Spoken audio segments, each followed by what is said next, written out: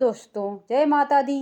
दोस्तों, आपका स्वागत है आपके अपने यूट्यूब चैनल अद्भुत ज्ञान सागर पर।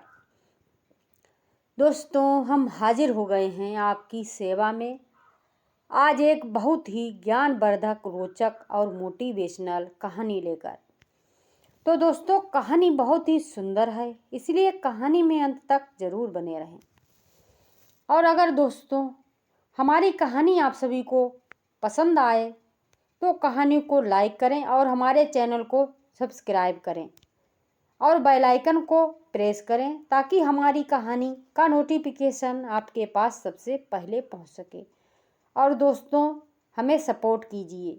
तो चलिए शुरू करते हैं कहानी। आज की कहानी है एक राजा की अद्भुत और ज़बरदस्त मोटिवेशनल कहानी। किसी नगर में एक राजा रहता था। राजा बूढ़े होने को आ गए पर उनको कोई बेटा नहीं हुआ, सिर्फ एक बेटी थी। राजा को बहुत चिंता होने लगी कि अब मेरा इतना बड़ा साम्राज्य कैसे संभलेगा, इसकी देखभाल कौन कर पाएगा।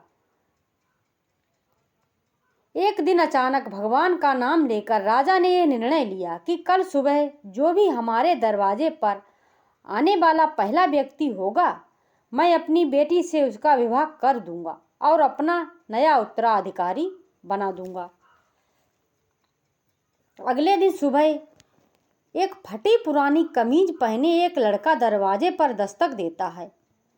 राजा ने प्रभु इच्छा समझकर अपने निर्णय के अनुसार अपनी बेटी की शादी उस लड़के के साथ कर दी और अपना सारा राजपाट उसे देकर पहाड़ों पर संन्यास को चला जाता है।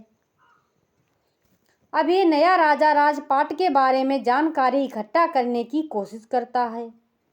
राज्य कैसे संभलेगा, युद्ध में कैसे जाना है, क्या तैयारी होनी चाहिए ताकि बहुत अच्छा राजा साबित हो सके। उसने अलग अलग काम अपने अलग अलग मंत्रियों को दे रखे थे, जैसे राजकोष, वित्त मंत्री, सेना की बागडोर, सेनापति को और ऐसे ही अन्य मंत्रियों को अपने मंत्रिमंडल में शामिल कर रखा था। नए राजा के संचालन में राज्य बहुत बढ़िया से चल रहा था। सारी प्रजा पुराने राजा की बहुत तारीफ कर रही थी कि क्या राजा चुना है महाराज ने। समस्त प्रजा के हमदर्द बनकर सदैव खड़े रहते थे। यहाँ राज्यसभा के समस्त कमरे में समय समय पर सब आ जा सकते थे, लेकिन एक कमरे में सिर्फ राजा ही जाते थे। यह इस कोठरी में 10-15 दिन में जाते थे और किसी को जाने की अनुमति नहीं दी थी, यहाँ तक कि रानी को भी नहीं। अब समस्त दरबारियों को जिज्ञासा हुई कि आखिर इस कमरे में ऐसा क्या है कि कोई उसके अंदर देख भी नहीं सकता। जानने की इच्छा सभी को थी, लेकिन कोई पूछ नहीं पा रहा था। फिर बड़ी हिम्मत करके वित्त मंत्री ने पूछ लिया कि माफ कीजिएगा राजा साहब, लेकिन आखिर इस कमरे में प्रवेश वर्जित क्यों है? क्या है इस कोठरी में? राजा ने उन्हें डांट दिया और कुछ नहीं बताया। कुछ दिन बाद सबने कहा कि अब सेनापति ही पूछ सकते हैं, इनकी बात राजा को माननी ही पड़ेगी। जब सेनापति राजा से कमरे के बारे में चर्चा की तो राजा ने उन्हें भी कुछ नहीं बताया। यहाँ से सबके मन में एक ही विचार आ रहा था कि अब रानी ही हैं जो इस जिज्ञासा को समाप्त कर सकती हैं। सबने रानी से कहा कि आखिरकार इस कमरे में ऐसा क्या है कि महाराज आपको भी जाने की अनुमति नहीं देते। फिर क्या था, रानी ने तो एकदम जिद पकड़ ली कि अब तो मुझे जानना है। राजा के बहुत समझाने के बावजूद भी जब रानी नहीं मानी तो राजा उन्हें ले गए और कमरे का दरवाजा खोला।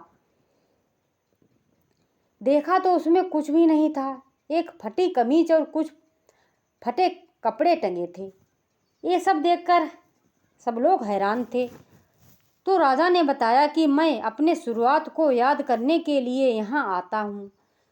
मुझे जब कभी ये अहंकार हो जाता है कि मैं राजा हूँ, मैं इस राज्य का सम्राट हूँ, मैं ही सबसे बढ़िया हूँ, तो यहाँ आ जाता हूँ।